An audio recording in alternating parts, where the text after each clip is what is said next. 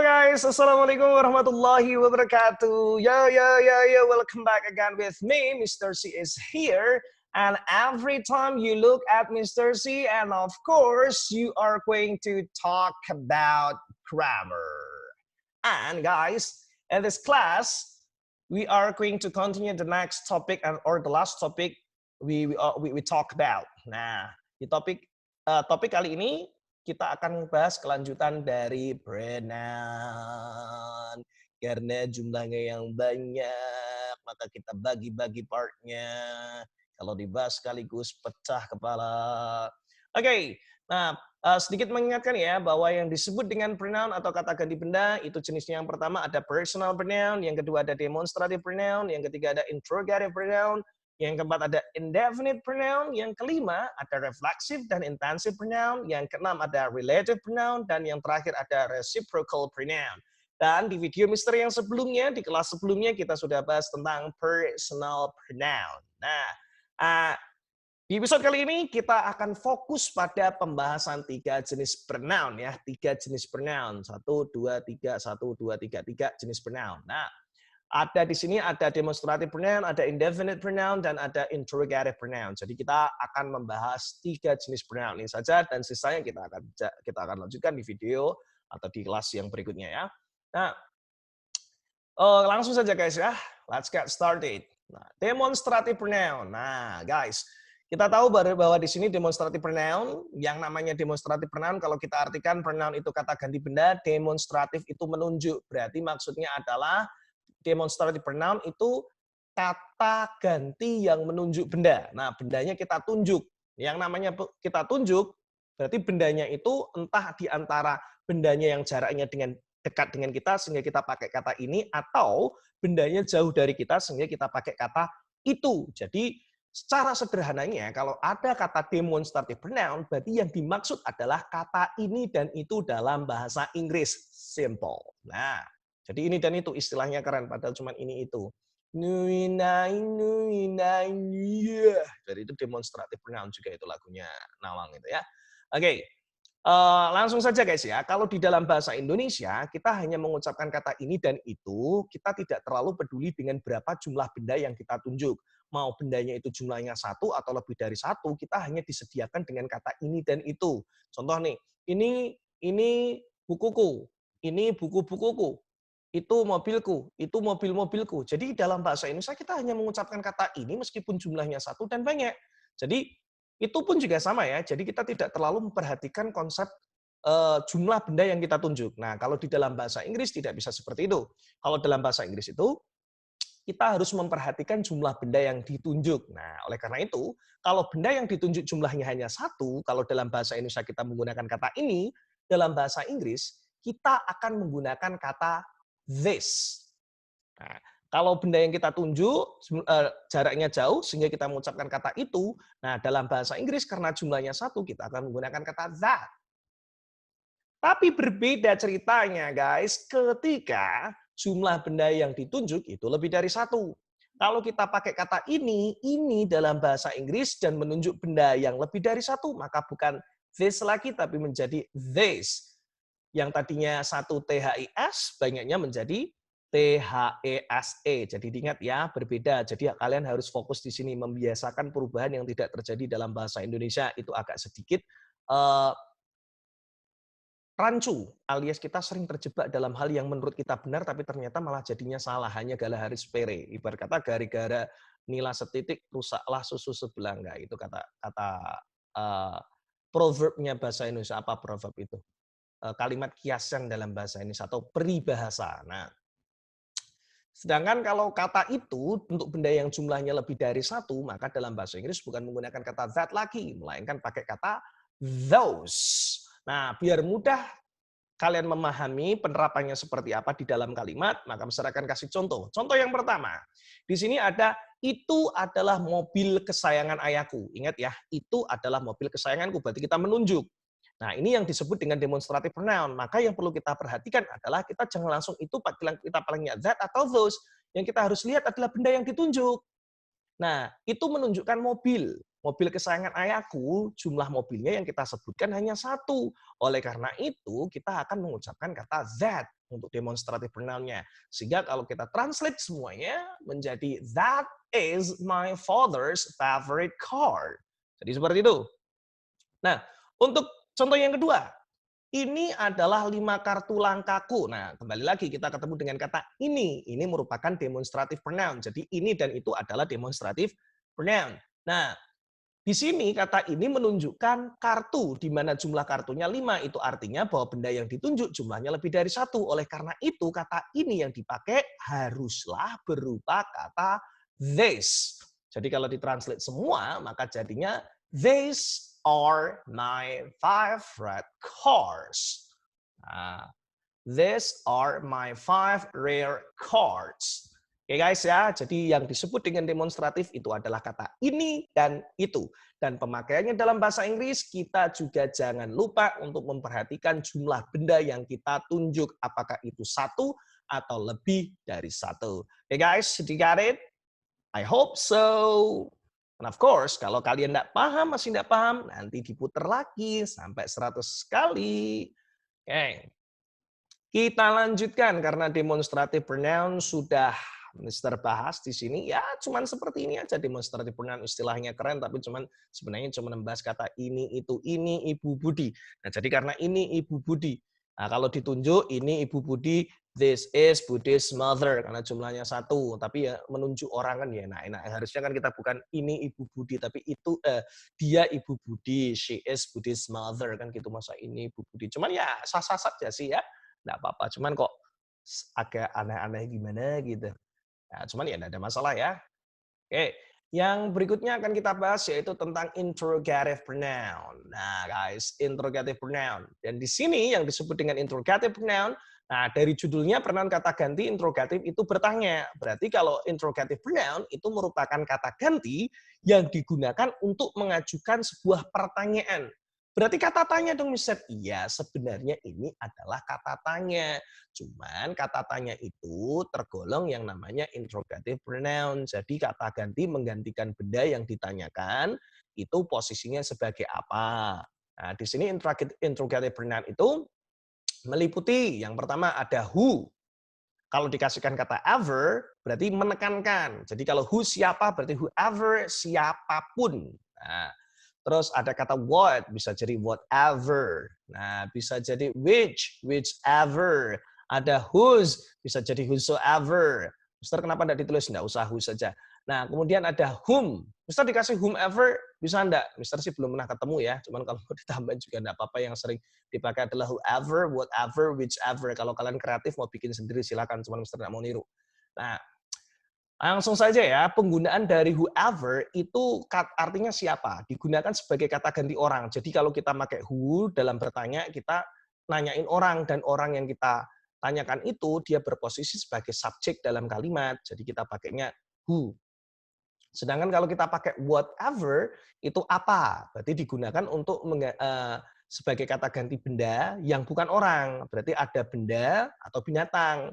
Dan di situ bisa nanyain subjek, bisa nanyain objek.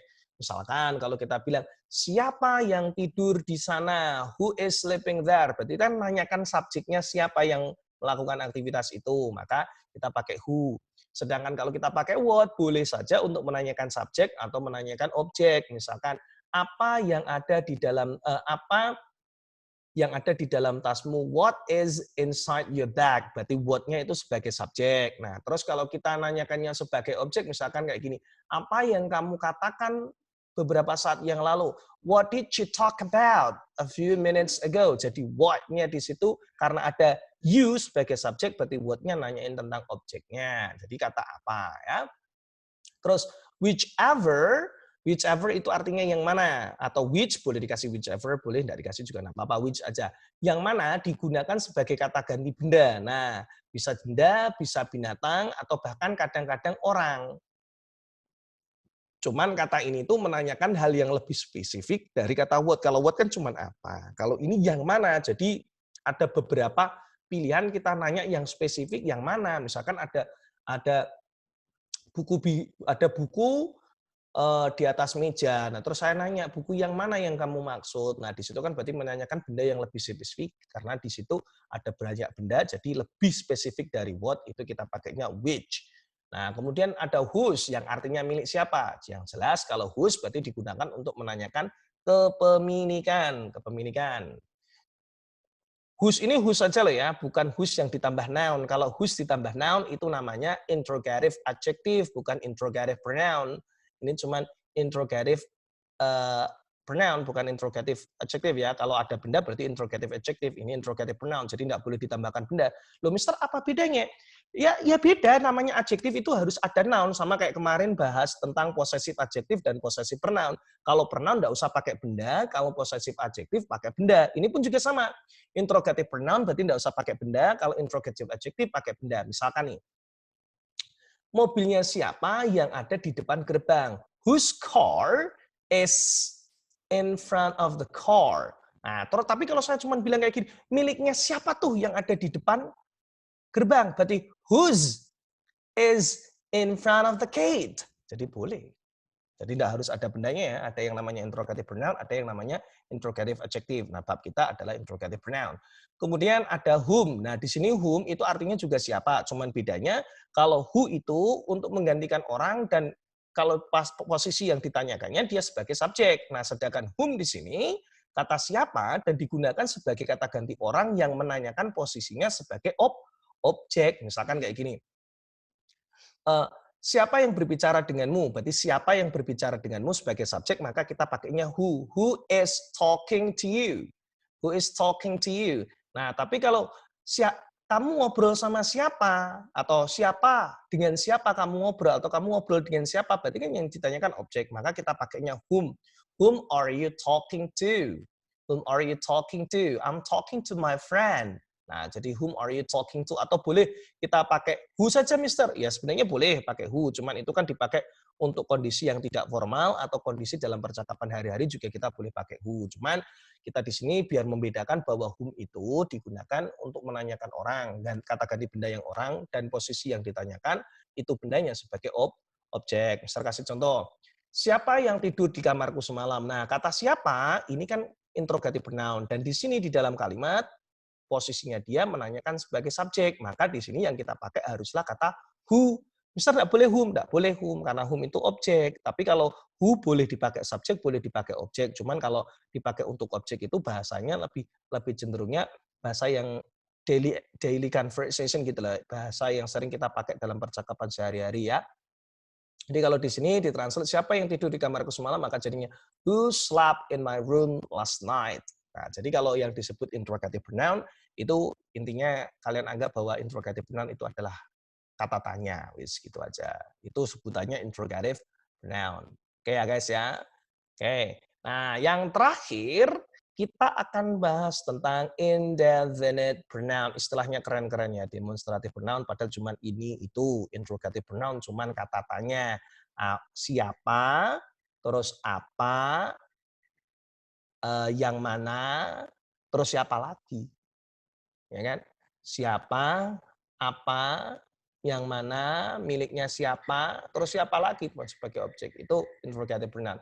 Terus indefinite pronoun. Nah, indefinite pronoun. Jadi kalau yang indefinite pronoun, indefinite itu artinya tidak jelas atau tidak spesifik. Berarti kalau indefinite pronoun itu artinya kata ganti benda yang menggantikan benda yang atau objek atau apapun itu, tapi tidak spesifik. Loh, maksudnya apa, Mister? Kok benda yang digantikan itu tidak spesifik? Ya, gampangnya seperti inilah. Saya membutuhkan seseorang. Lah, seseorang itu orang yang kayak gimana kan? Makanya itu yang disebutnya kita menyebut benda, tapi benda yang kita sebutkan itu bendanya yang tidak spesifik. Apakah orang itu jantan atau orang itu betina, cowok atau cewek kan juga enggak tahu. Atau mungkin kayak gini, aku butuh sesuatu nih. Nah, sesuatu yang kamu maksud itu bendanya apa? Nah, kata sesuatu kata Sari ini. Nah, jadi itu yang disebutnya dengan indefinite pronoun, guys ya. Jadi benda yang kita sebutkan seseorang, sesuatu. Nah, itu namanya indefinite pronoun. Jadi indefinite pronoun itu juga memiliki bentuk tunggal dan jamak. Nah, kalau tunggalnya seperti ini. Ada someone, somebody yang artinya seseorang. Ada anyone, ada anybody. Nah, anyone, anybody ini eh, juga artinya seseorang. Ada dua ya, bisa jadi artinya seseorang, bisa jadinya setiap orang. Kalau kalimatnya positif, anybody itu artinya setiap orang. Tapi kalau kalimatnya negatif dan tanya, ini artinya seseorang. Terus ada everybody atau everyone, artinya setiap orang. Terus ada nobody, berarti nobody itu nggak ada orang. Nah, berarti nggak ada orang, nggak ada siapapun. Nah, gitu. Terus ini yang dipakai untuk orang ya, kata ganti orang yang tidak spesifik dan ini countable guys ya. Countable, ini tunggal loh ya, countable dan dia bisa terhitung. Berarti kalau gitu kata kerjanya yang dipakai pasti harus ya kata kerja yang tunggal juga karena di sini misalkan seseorang di dalam kamarku, berarti someone is in my room. Terus kalau kita nanya misalkan apakah ada orang di kamar, berarti is anybody in room? Nah, kayak gitu. Terus semuanya atau setiap orang memiliki hak untuk bertanya. Everyone has a right to ask. Nah, jadi everyone has. Jadi pakainya yang tunggal.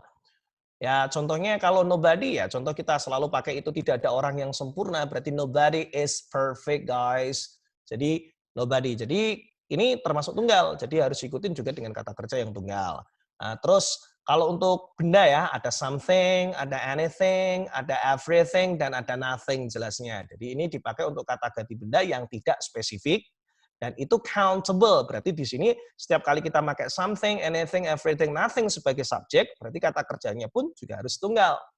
Ya, contohnya semuanya pasti setiap hal pasti masih mungkin. Everything is possible, guys. Everything is possible. Do not give up easily because everything is still possible. Nah, oke. Okay. Terus yang berikutnya ada kata another dan each. Kalau another itu satu yang lain, each itu artinya setiap. Berarti ini pun juga harus diikuti dengan tunggal. Cuman another dan each ini bisa kita pakai untuk kata ganti orang dan benda. Tapi ya harus uncountable.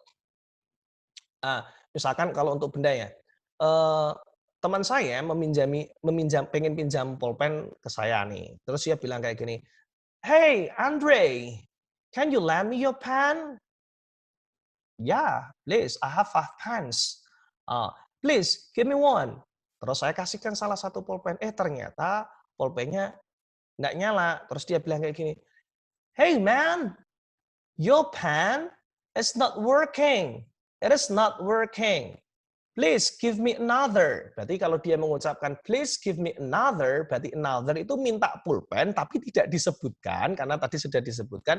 Nah, satu yang lain itu namanya please give me another. Nah, Mister kalau dikasih benda, misalkan another pen. Nah, kalau di situ malah jadinya indefinite adjective. Nah, ini yang dibahasnya pronoun. Jadi tidak usah menyebutkan benda lagi ya. Jadi ya adjektif sama pronoun di situ bedanya. It juga setiap. Oke, terus yang berikutnya ada enough, much, little, dan less. Cuman ini dipakai untuk kata ganti benda yang uncountable. Jadi harus uncountable. Nah, di situ. Terus kalau yang jamaknya kita bisa pakai all yang artinya seluruhnya, bisa pakai both keduanya, ada several, beberapa ada many banyak, ada view, ada viewer, ada once. Jadi once, bisa pakai once. Ya. Please give me the black one. Ada one di sini kalau banyak ya berarti once gitu aja jamaknya. Jadi ini kata ganti orang atau kata ganti benda terus atau hal umum lainnya yang spesifik dan mereka ini countable ya, dipakai untuk countable. Contohnya kayak gini nih. Kita misalnya pakai kata both, misalkan both. Andi dan Lisa adalah teman saya. Andi and Lisa are my friends. Mereka sangatlah sombong. They are very arrogant. Aku benci mereka berdua. Berarti I hate them both. Nah, gitu boleh. Atau mungkin bisa disebutkan both. Gitu. Andi dan Lisa adalah teman saya. Mereka berdua sangatlah sombong. Berarti Andi and Lisa are my friend. Both are arrogant. Nggak usah pakai they, nggak apa-apa. Langsung both. Nah, gitu aja. Keduanya sangatlah sombong. Jadi gitu. Jadi boleh ya. Itu yang disebut dengan indefinite pronoun, guys. Indefinite pronoun. Mister kasihkan contoh lah ya. Contoh. Nah, seseorang menunggumu di depan gerbang. Berarti kalau kita lihat yang disebut dengan indefinite pronoun itu kata seseorang. Nah, seseorang ini termasuk indefinite pronoun di mana menggantikan benda orang dan ini termasuk countable yang jumlahnya dianggap satu. Nah kan kita tidak tahu Mister dia cowok atau cewek, oleh karena itu namanya tidak spesifik. Dan seseorang itu dianggapnya satu, maka ini kita pakai kata someone. Kenapa Mister bukan anyone? Karena kalimatnya di sini adalah kalimat positif. Ya, jadi someone, maka kata kerjanya nanti yang ngikutin pun harus tunggal. Seseorang menunggumu di depan gerbang, berarti someone is waiting for you in front of the gate. Nah, terus contoh yang kedua, apakah ada seseorang di dalam? Ini pakai seseorang. Nah, ya kan, seseorang lagi, berarti kita akan pakai indefinite pronoun lagi. Nah, di sini karena kalimatnya kalimat tanya, berarti bukan pakai seseorangnya, bukan someone lagi, melainkan pakai anyone atau anybody.